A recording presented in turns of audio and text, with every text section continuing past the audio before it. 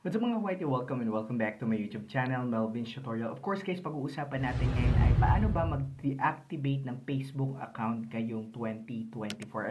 So gagawa tayo guys ng dalawang tutorial kung hindi nyo makukuha itong isa. At kung itong isang ito, yung first tutorial natin, itong part 1 natin ay wala po sa inyo pong sa inyo pong setting, ayan, gagawa po tayo ng part 2, hintayin nyo po. So, first guys, of course, dito tayo sa ating part 1, magde-deactivate tayo ng ating Facebook account ngayong year 2024. Let's dive into it po. Punta kayo sa Facebook account niyo, of course guys. Then pagpunta mo sa Facebook account mo, punta ka dito sa 3 line dito sa taas, makikita mo yun dyan. Click mo yun, then baba ka. Hanapin mo dito yung setting and privacy. Makikita mo to. Then click mo itong arrow na to sa gilid. Then makikita nyo guys dito yung privacy shortcut. I-click nyo po yung privacy shortcut. Ayan.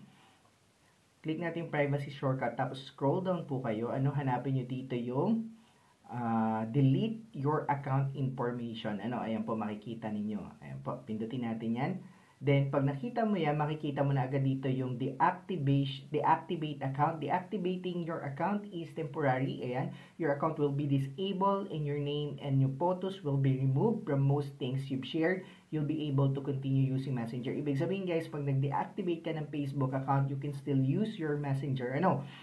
Message ka pa rin po nila. Pero yung Facebook account mo, yung mga photos mo, pictures mo, mawawala po. Hindi po siya mag-i-access sa Facebook. But once na inactivate mo uli ito, babalik po lahat ng photos ninyo, videos, and pictures ninyo sa Facebook.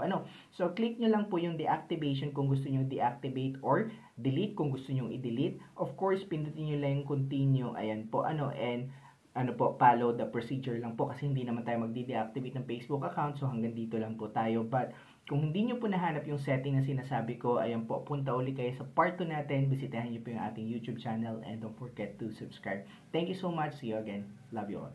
Bye-bye.